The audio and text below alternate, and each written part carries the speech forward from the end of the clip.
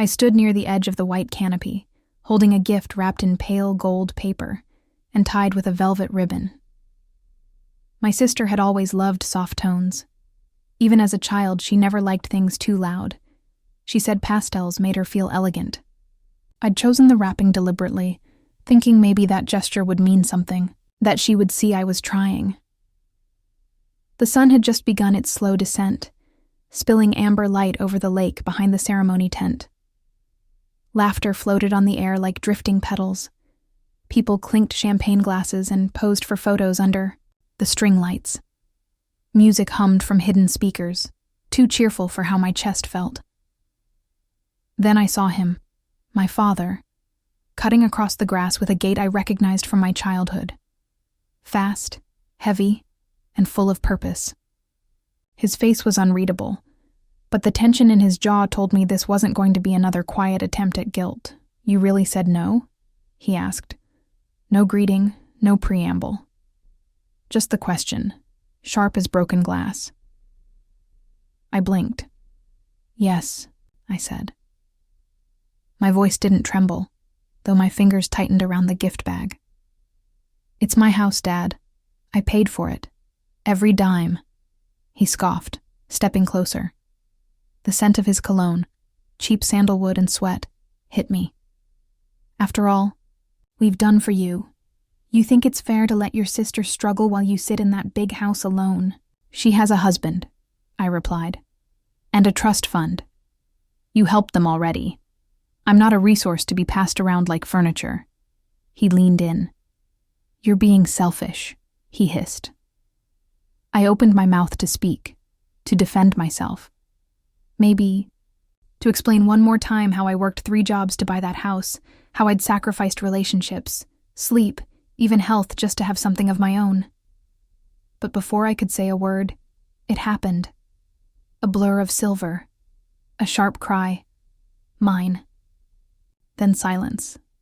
He had grabbed the cake stand from the nearby dessert table, a polished, heavy antique one, and slammed it into my forearm.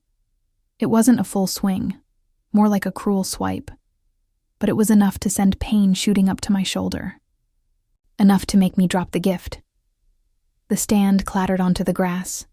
I stared at it, stunned. My arm throbbed. The satin sleeve of my dress, sky blue, sleeveless, chosen for this very event, was torn.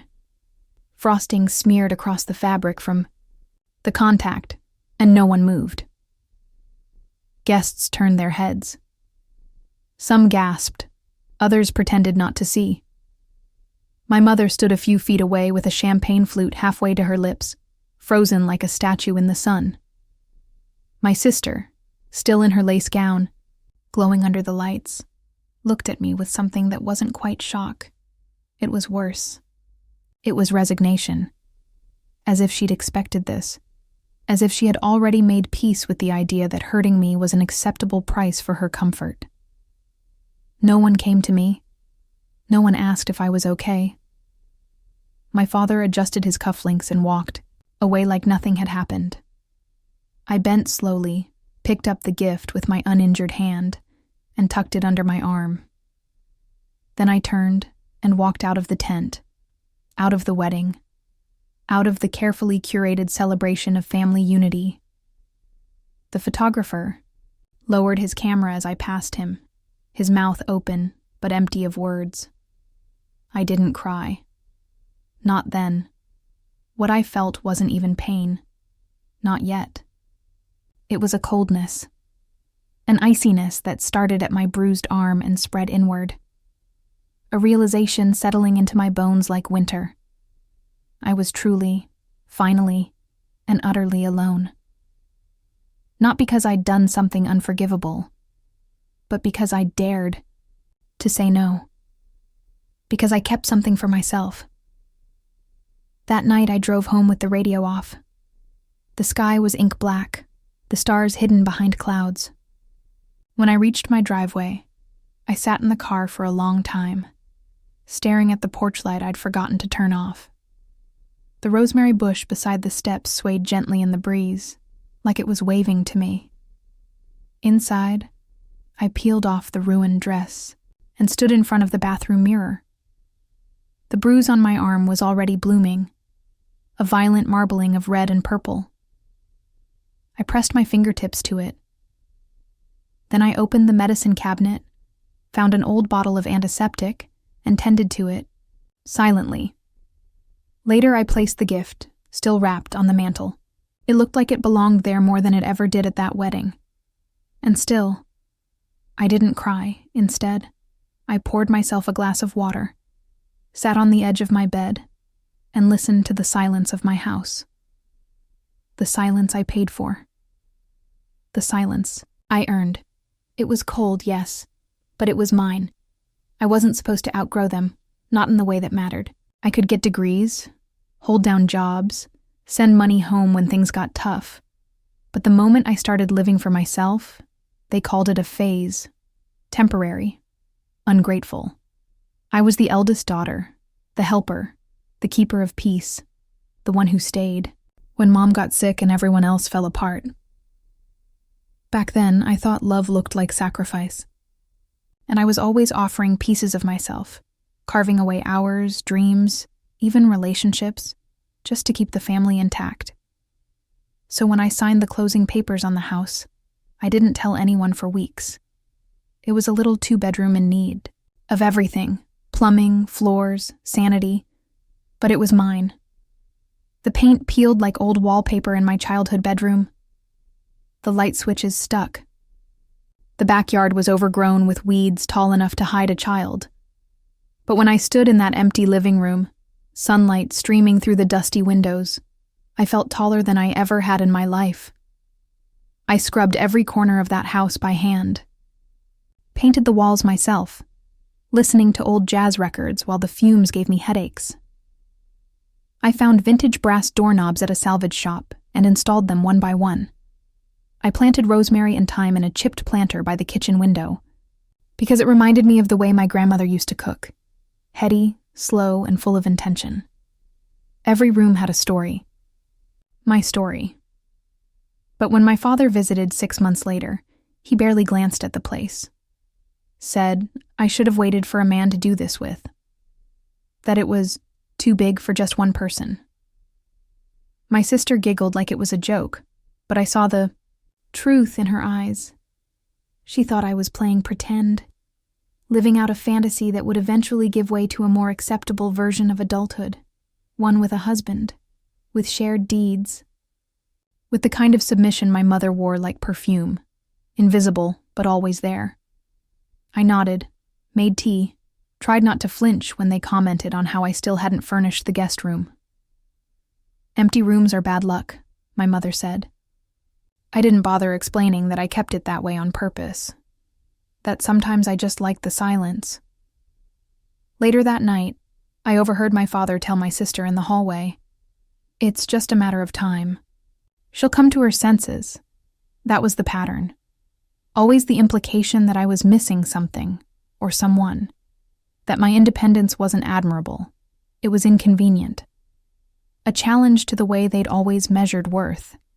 And I'd learned early on to shrink myself just enough to keep peace. But something changed when my sister got engaged. Suddenly, my house wasn't just too big. It became a solution, a resource, a fallback plan for the golden child.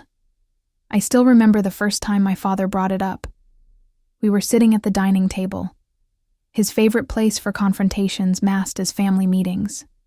He stirred his coffee slowly, deliberately, as if rehearsing the words on the spoon. "Your sister's trying to get on her feet," he began. "You've got a house and she's got dreams. Wouldn't it be nice if you shared?" I laughed.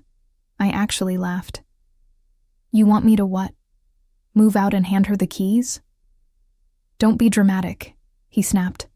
"No one's asking you to leave. Just add her name, legally, so they can build some credit. It's just paperwork. Just paperwork. Just betrayal." I stared at him. "Dad, that house is in my name because I bought it. I worked overtime for 5 years. I missed vacations, skipped birthdays, lived off canned soup to afford it. He waved a hand like I was listing off groceries. Your family, you don't nickel and dime family. But they did. They always had. Every time I paid for groceries during college, it was just until next week. Every time I stayed late watching Mom while my siblings went out, it was just for now. Every time I loaned my father money when the business tanked, it was just temporary. But nothing ever came back, and now they wanted the roof over my head, my safety, my sacrifice, to become someone else's security blanket. I told them no. The first time, I said it politely. Then, with more firmness. Then, eventually, with silence. They didn't take it well. My sister's fiancé called me cold. My mother said I was turning into someone bitter. And my father's face, always an indicator of which direction the tide would turn, grew hard. He didn't yell. He just left. The air in my house changed after that. Texts became shorter. Invitations stopped coming. Family dinners forgot to include me. At work, I vented to my friend Kara, who just blinked and said, "That's financial abuse, hon. And manipulation, too." I remember blinking at her like she'd said something in a foreign language. Because when you're raised on guilt disguised as love, you don't recognize abuse until it's sitting at your table asking for tea. Looking back now, I should have seen it coming. The way they always downplayed my achievements. The way they used tradition as a leash. The way they only called when they needed something. But when you grow up being told your value is tied to how much you give, you forget you're allowed to keep anything for yourself. That house. It wasn't just wood and paint. It was the first thing I chose for me. Every knob, every tile, every herb I planted, it all whispered, "You are allowed to belong to yourself." But to them, I was never meant to be the owner, just the caretaker. Just the girl who stayed small. The silence was the first weapon they used. It arrived not with shouting or slammed doors, but with missing messages, unanswered calls, and the sudden stillness of a group chat that once pinged daily with forwarded memes and Sunday dinner plans. After the wedding, no one said a word, not even to ask if my arm was healing. My bruise faded slowly, leaving a yellow smear just below my elbow, like a memory the body wasn't quite ready to let go of.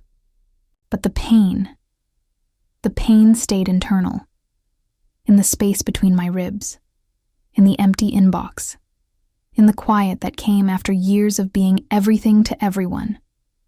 Then came the voicemail. My phone buzzed on the windowsill while I was watering the rosemary. I didn't check it right away. But hours later, when I finally pressed play, my father's voice spilled out like oil. "You've turned your back on us. After everything. You think that house makes you better than your own blood? Don't come crying when you need us, because we won't be there." Click, no emotion. Just finality. I stood frozen, the watering can still half full, dripping onto the tile floor. And then, 2 weeks later, a letter arrived from a law office I'd never heard of. They were suing me. A small claims suit, citing unofficial co-investment in the home by my parents, claiming they'd helped with down payments, which was a lie. That they had verbal agreements, that I'd promised to support the family through shared assets. It was written with just enough careful language to seem plausible, just enough to make it ugly, and worse, just enough to make me doubt myself. Stared at the page, hands shaking, breath caught in my throat. The scent of rosemary drifted from the windowsill, mixing with the metallic sting of anxiety. Then the calls started. Not from my parents, of course. From relatives I hadn't spoken to in years. A cousin in Florida messaged, "Can't believe what you did to Uncle Mark. Just sad." An aunt posted a cryptic status about selfish girls raised to be martyrs, not queens. My sister? She didn't even hide her disgust. She started telling people I'd promised to help them get on their feet, and then cut the family off. That I had mental health problems, an unresolved trauma, and was using the house to punish everyone. She painted me as vindictive, and people believed her, because quiet women aren't allowed to say no without consequences. I started losing sleep. My appetite vanished. I stopped answering the phone altogether. At work, I made mistakes, missed deadlines, sent the wrong invoice to a client I'd known for years. My boss, usually patient, called me in and said gently, "Is everything okay at home?" I lied. I said it was just stress. But the truth was I was unraveling. Nights became unbearable. I'd lie in bed and watch the shadows crawl across the ceiling. The same ceiling I had painted myself, roller in hand, listening to Nina Simone on repeat. The same room where I once felt proud. Safe. Now it felt like a cage. I started pacing this hallway late at night, walking barefoot past the family photos I'd once carefully arranged. I noticed one was missing, an old frame of me and Mom baking together in college. I was sure it had been there just a week ago. Then I checked my bank statement. A $93 charge at a boutique I'd never heard of. When I called the store, they said someone had used my card number for a gift purchase. And just like that, the realization crashed in. This wasn't a misunderstanding. This was a campaign, a quiet, calculated unraveling of my identity, my home, my dignity. A slow invasion, masked as concern. The credit card, the photo, the lawsuit, the silence. They weren't grieving the loss of a relationship. They were punishing me for owning something they couldn't take. And it broke me.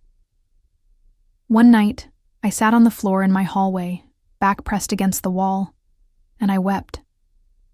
Not the quiet tears I was used to, the ones you swallow before anyone can notice, but big, heaving sobs.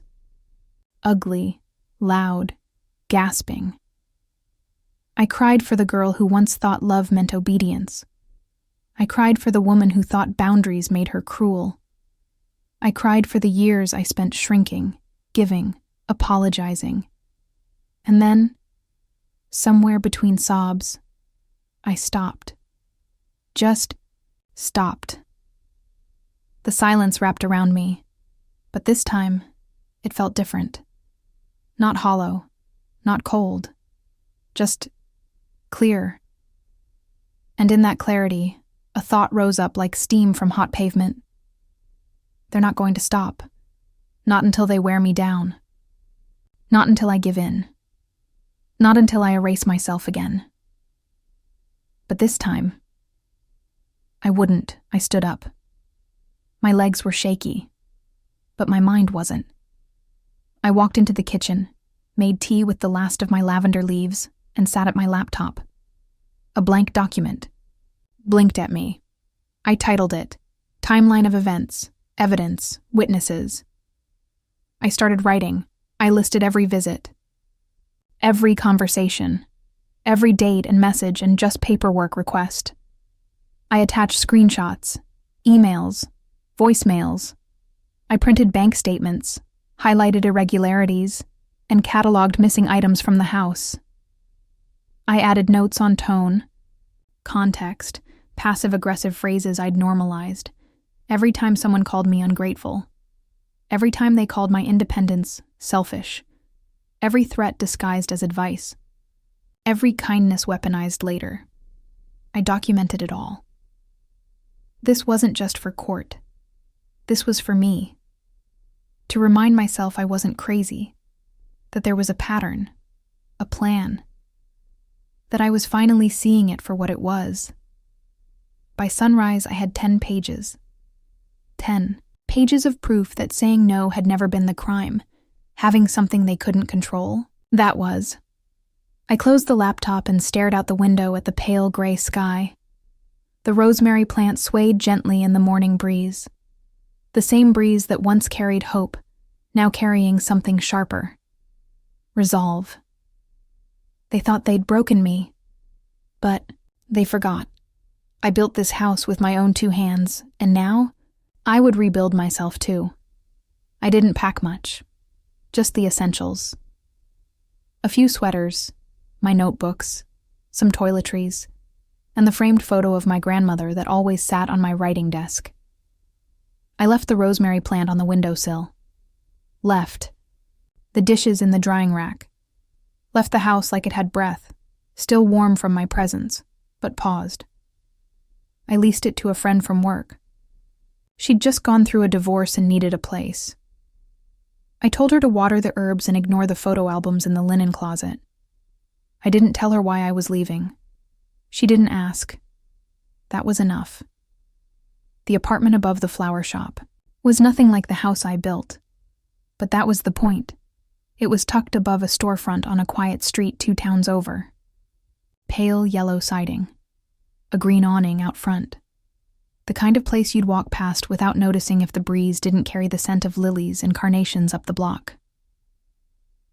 The landlady, Judith, met me at the back door with a key and a mug of something warm. "Lavender chamomile," she said, handing it to me without ceremony. "I don't believe in contracts before tea." She reminded me of old furniture, worn, sturdy, and holding stories in the grain of her bones. She didn't ask questions, just showed me the place and left me to it. The apartment was small, square, and quiet. The kind of quiet that isn't empty.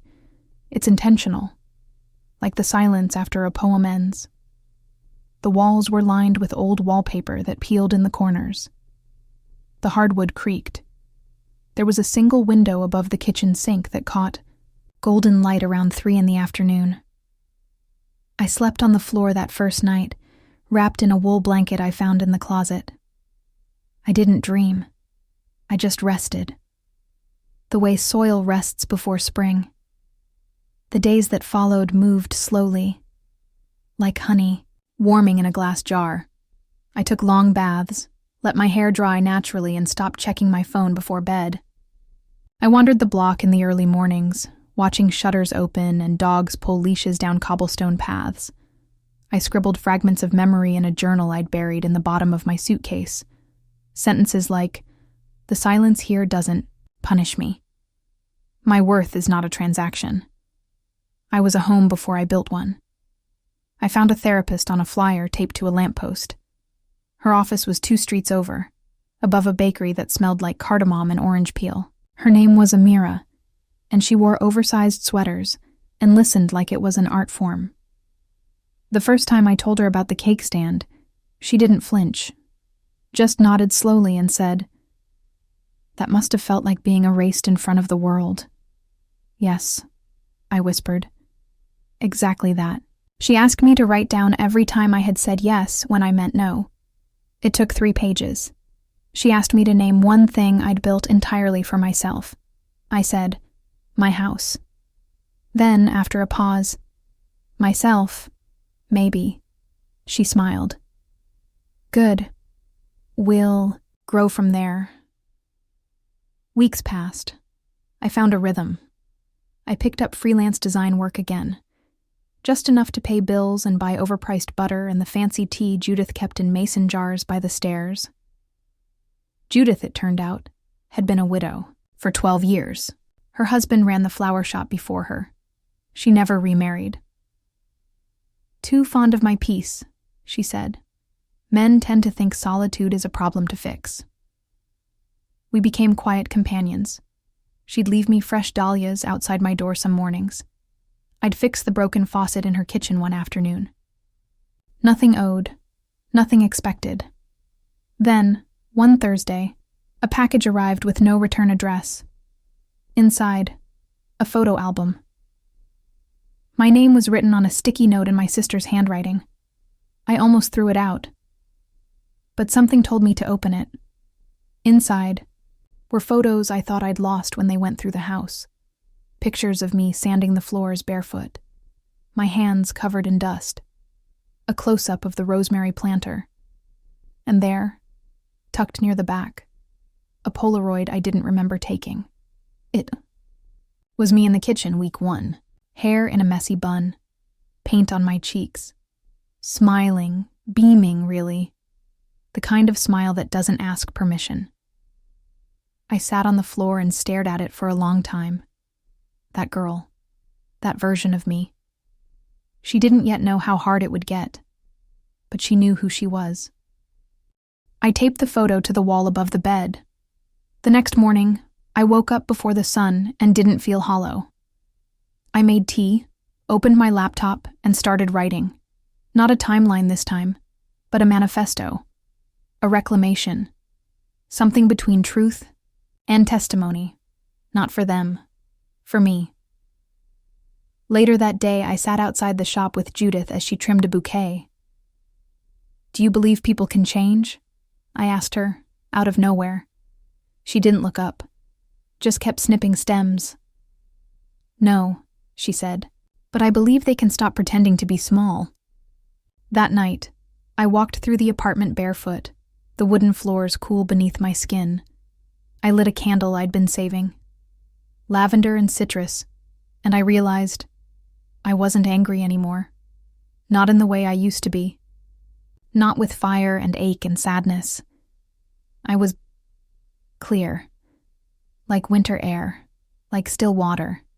Like someone ready to return, not to the person she was, but to the one she was always meant to be. And I knew. It was time. When I unlocked the door to my house, again, the silence felt different. It wasn't empty, and it wasn't lonely. It was ready, like the walls had been waiting for me to return. Dust danced in the morning light spilling through the front window. The air smelled faintly of old books and rosemary. I didn't cry this time. I walked through each room slowly, like greeting an old friend. My fingers trailed along the kitchen counter, paused at the scuffed baseboard I never finished repainting. I found the Polaroid of me painting the kitchen still taped to the inside of the pantry door, faded, but there. It reminded me, I built this, and now I would protect it. The first thing I did was change the locks. The second was buy a safe. Then, I pulled out my laptop and opened the document I'd started in the flower shop apartment. Timeline of events, evidence, witnesses. I added everything I hadn't been ready to confront before. Every gaslight, every transaction, every message that made my stomach twist. I backed it up to 3 separate drives. I printed copies and filed them into folders labeled house, family, legal, financial, clean, tidy, sharp. It felt like sweeping. Glass off a floor I hadn't realized was shattered. A week later, I booked a consultation with Thomas Carr, my former business law professor.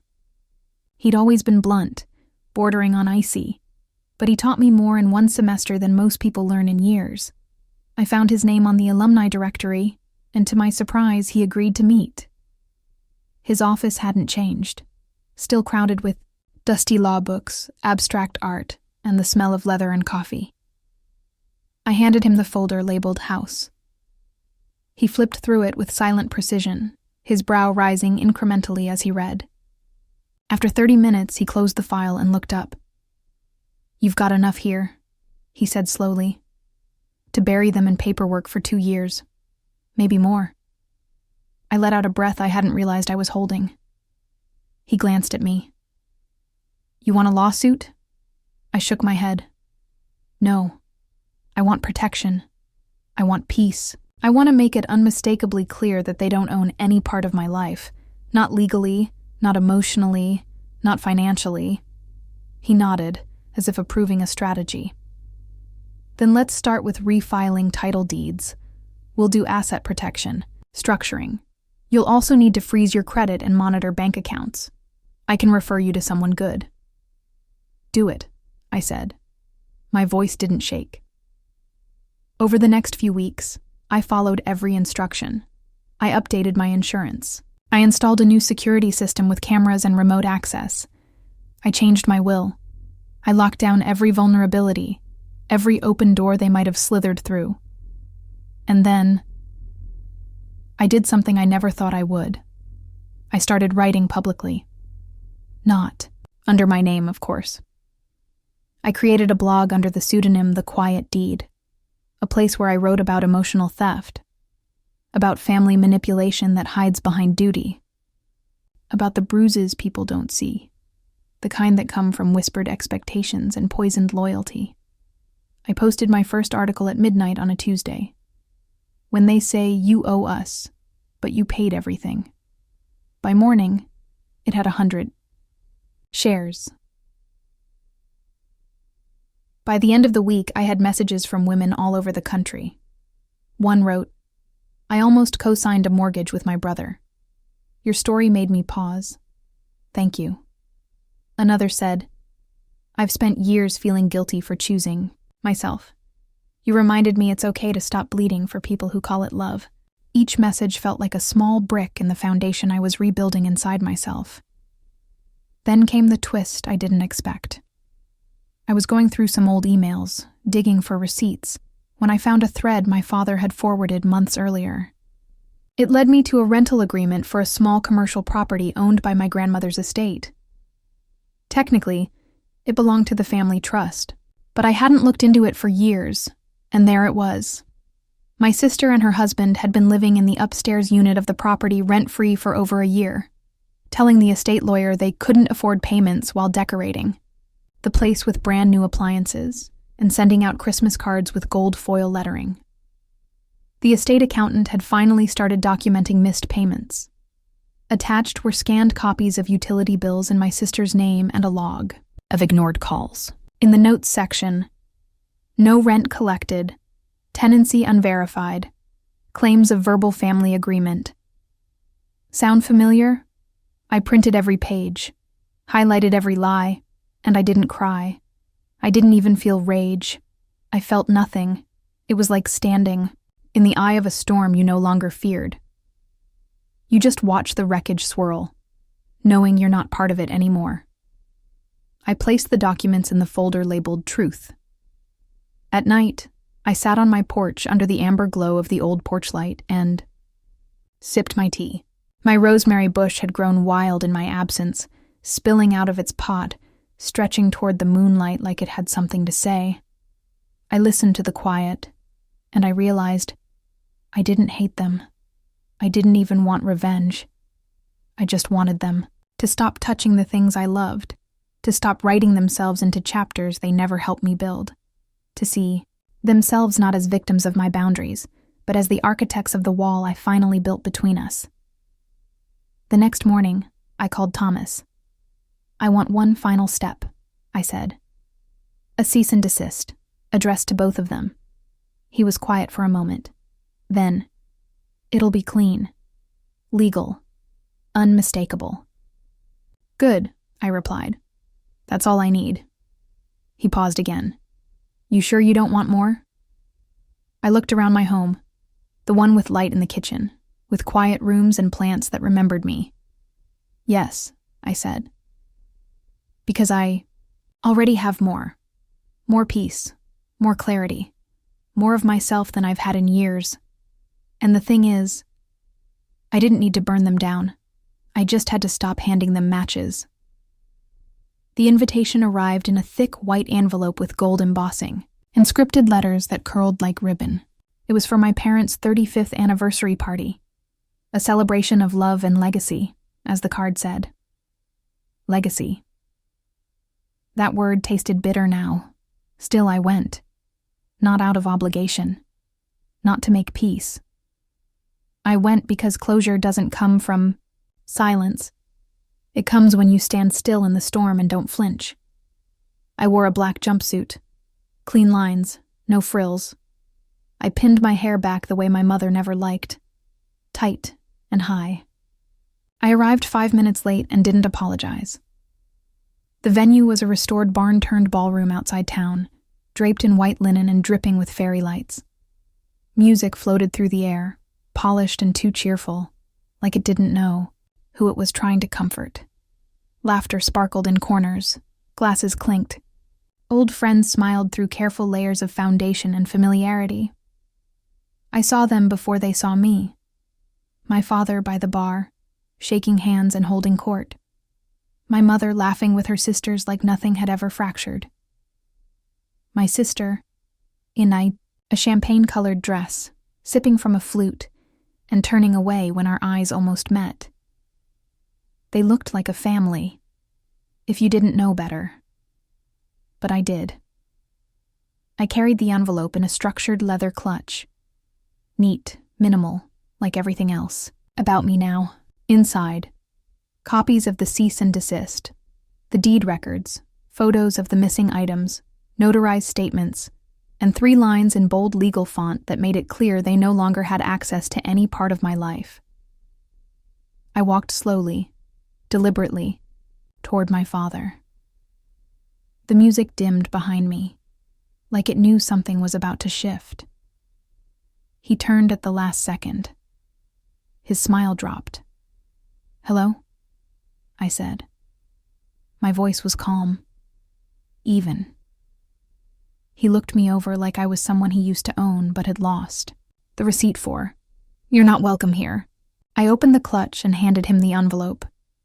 He didn't take it, so I placed it on the table beside his drink. "This," I said, "is everything you need to stop pretending you ever had a claim on me." He sneered. "You think a few papers make you powerful?" "No," I said. "I do." He blinked, just for a moment. And in that silence, I turned, walked toward the DJ booth and lifted the mic without waiting for permission. The music cut with a soft screech. Heads turned. I stood at the edge of the dance floor, lights glittering behind me like a false sky, and held the mic like truth. "My name," I began, "is not yours to rewrite." The room stilled. I scanned their faces, some curious, some nervous. My mother had gone pale. My sister's hands clutched her glass like it was the only thing anchoring her. "You've heard stories," I continued, "about how I abandoned my family, about how I was ungrateful, how I withheld what was owed." I let the pause stretch, like the breath before a match is struck. But here's the truth.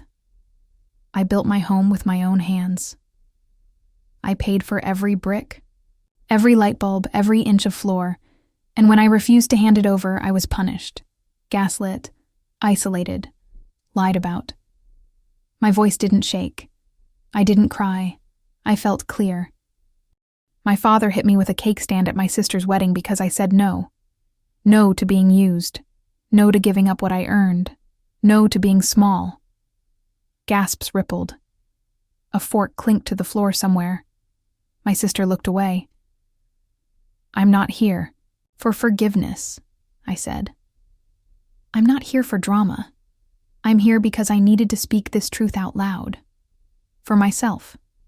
For anyone who's ever been made to feel like their boundaries were betrayal." I placed the mic down, gently. No dramatics, no flourish, just finality. Then I turned and walked out. The night air greeted me like an old friend. It was cool and still, the stars blinking through a thin veil of clouds. I took off my heels and walked barefoot to my car. The gravel didn't hurt. I drove home with the windows down and the radio off. When I pulled into my driveway, the porch light clicked on automatically. My rosemary bush, overgrown and fragrant, brushed against my calf as I climbed the steps. I smiled. The next morning, I dug into the soil at the edge of the porch, fingers deep in earth, planting fresh rosemary. The old plant had started to split. This one would grow beside it, new roots beside old ones. A continuation, not a replacement. As I pressed the dirt down, I thought of everything that had led here. The bruise on my arm, the hallway pacing, the apartment over the flower shop, Judith's tea, the photo of me painting my kitchen, the envelope, the mic. I slid my key into the lock and stepped inside. The silence that met me wasn't empty. It was mine. The walls held no ghosts, only memory, only breath, only me. I took off my shoes, walked into the kitchen and boiled water. The same chipped kettle I'd bought on clearance years ago hissed to life. I found the good mug. the one with the faint crack and the blue glaze. I sat on the porch with my tea, the scent of rosemary in the air, and the sunrise beginning its slow climb over the rooftops. And for the first time in years, I didn't feel like I owed anyone anything. I was not what they said I was. I was not selfish. I was not cruel. I was not broken. I was free.